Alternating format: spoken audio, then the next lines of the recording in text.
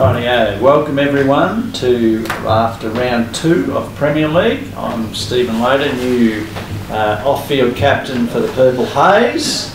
After last week, apparently I don't know what colour purple is, so... I don't know about that jacket. I don't think that's real purple when you put it against your shirt, but that's more the colour shirt that you're in. My argument is there's different shades of purple, and here I'm showing you.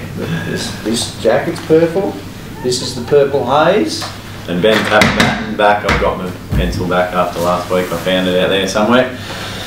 So how did you see the round? There's some good scores, there's some average scores, some good individual scores. Well, there was a lot of talk on Facebook, and a lot of it was hot air from a few of the players who haven't really achieved much. And our first match, the Fockers, 143, got it done against the Reluctant Heroes. One of those rivalries that we've had for the last couple of years. They like beating each other, like getting on Facebook and bagging each other out each week, so it's another good win to the Fockers. Yeah, talked themselves up, the Fockers, after the win, especially Stu Manser. Anyway, we'll get to that a bit later on. You'll get an award for that one, mate, so well done. But good to see Steve Bird, a new one to the system, 38 points. Chad Jacobs, 36. Timmy Leake, 35. And Shane Woden and Craig Healy, 34. So not bad scores there and pretty good depth. The Heroes, Kirk Ardley, 36. Steve Jones, 35. Kev Drennan, 34. And Chewbacca, a new name Chewbacca. We'll get to that a bit later on, but that's John Thomason, 33.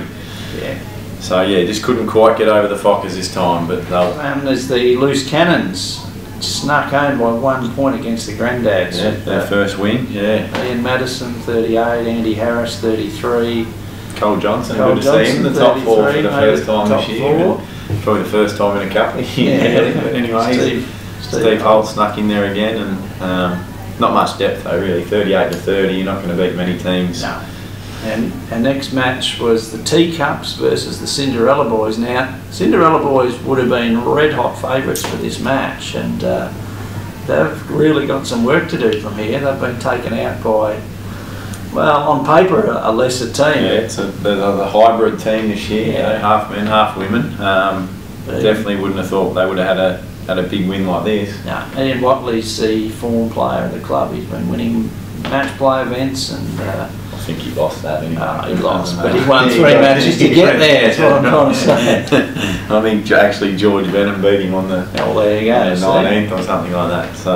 And Peter Bowick went out in all the lightning and rain at 7 o'clock on Saturday morning, and felt he was compelled to play because of his team, and been justified by getting the win. 36, and Joy Kelly, 35. So she was the same. She was out early. Got in the top 4 last week, and we mentioned how she was the Sook of the Year last year, and she's come back again and going pretty well. So the Cinderella Boys, again, not much depth.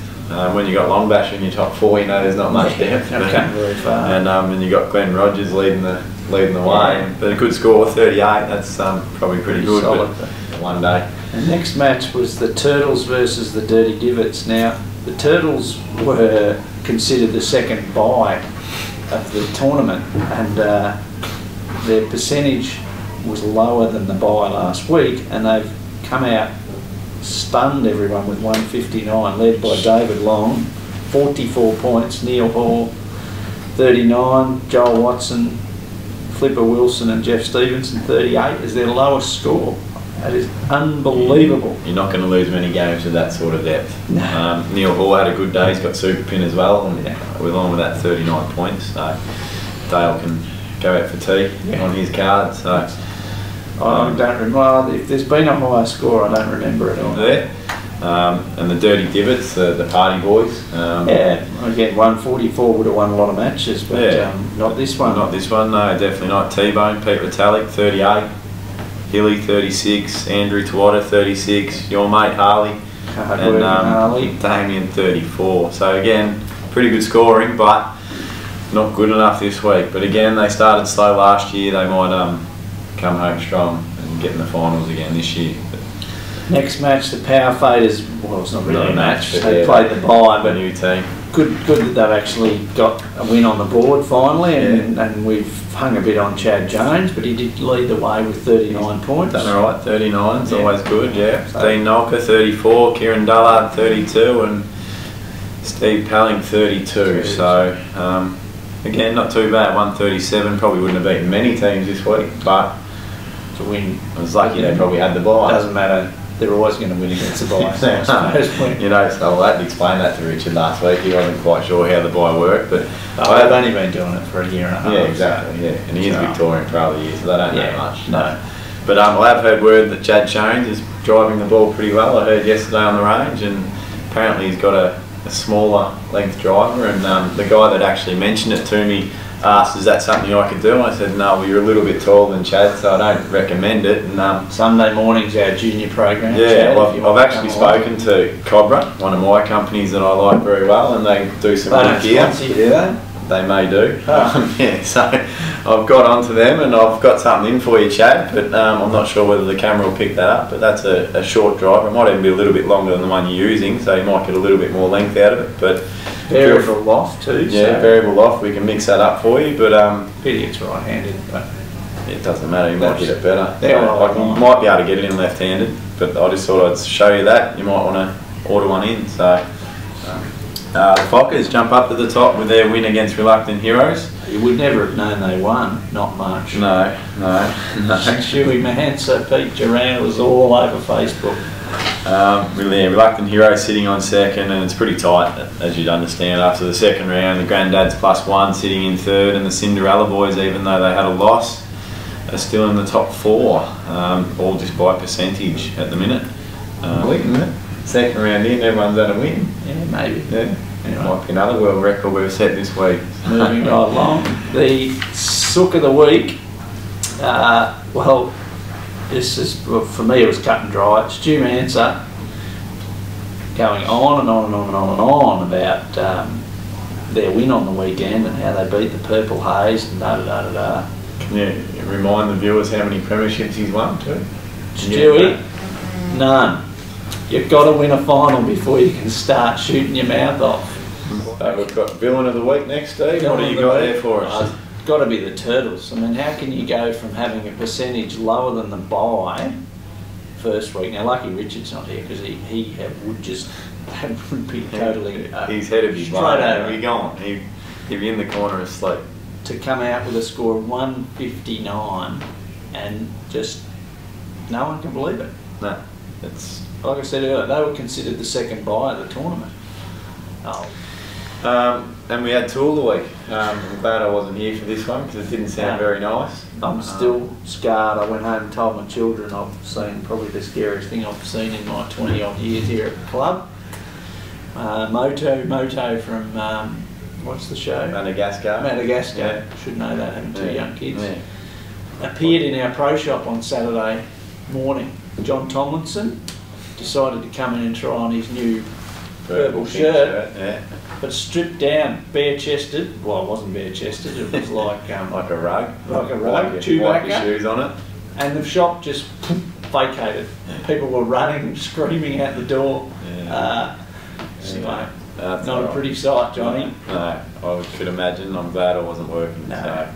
So, Jenny and Bowie and Di Simons are in the shop on Sunday, and I see Di sort of hunched over the bench here talking to Jenny, and it was all a bit hush-hush, whisper, and said, "What are you doing?" And they go, "Oh no, we're just trying to work out how Jenny can get around not working Thursday, so she can go home and clean the house since it's been sold and get back to play golf on Saturday." So I sold a house in Melbourne, so to go back to Melbourne, get that done, and then back to play Premier League. I just said, why don't you send Paul back and clean it? But they said, no, it won't be as good as what she can do. Which is fair enough too. So yeah, Di and Jenny, and even going through when they've got the bye, and they're really taking this seriously and trying to get the best out of each team member. So that's got to be a good team player. Cinderella Boys could take a leaf out of their book, because they seem to be struggling a bit at the moment. But round 3, what do we got? The Granddads +1 versus the Cinderella Boys. That'll be a good one. It'll be a crunch match for this. I know it's only round 3, but Cinderella Boys lose that one. And they'll be in a bit of trouble, Touch. Yeah. Well, this could be a, at the start of the season we would have said an easy win to the Fockers versus Teacups here, but no, it's the last week. Could be a good match as well. Yeah, Stewie, bring your A game, mate, if you've got one. He won't want to lose this match after the sprousing he's doing us, and it could all be just walking with the tail between his legs after this week. We wouldn't enjoy that very much. No. Even getting the tool of the week next week probably. Dirty Divots versus the Power Faders. It's probably just got to be a Dirty Divots win there, I would have thought. I think it's just probably the real challenge for the Power Faders now. Like, they've had the bye, got to win, but they actually need to beat someone. Beat a human being. Yeah, that's right, yeah. Just not beat a no one. So, but yeah, Reluctant Heroes versus Loose Cannons. You think Reluctant Heroes? Yeah, definitely. Should get that one done. Definitely, yeah. I might see the Lockie boys coming on and beating that. But no. Haven't heard much from Kevin Humbert or Andy Harris this week. Been pretty quiet. Don't know if Kevin played on Saturday, did he?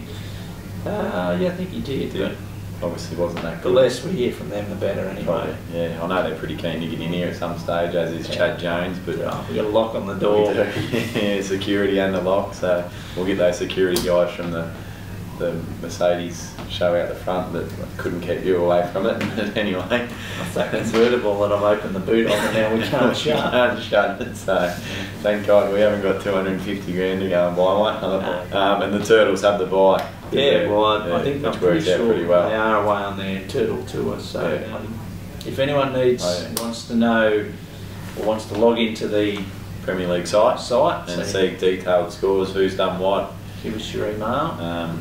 I think Hilly I've got onto Hilly, got him sorted. He wanted to see how far away from the top 4 he is each week, so he's sorted. But yeah, see us in the shop. We can send an invitation out via email, and then it's all just straightforward from there. So you can log straight into the site each Saturday night and see who's had what scores exactly, rather than try and go through the whole sheet, score sheet, and work out who's who. So yeah, so just come and see us in the shop, and we can get that sorted. Come and see Ben on Saturday. Don't worry about Richard. No, come and see me. So Richard won't know what it is. No. So thanks to 4X for the generous sponsorship. Thanks to Amy for all her hard work. And to my team, the Purple Haze, go get them.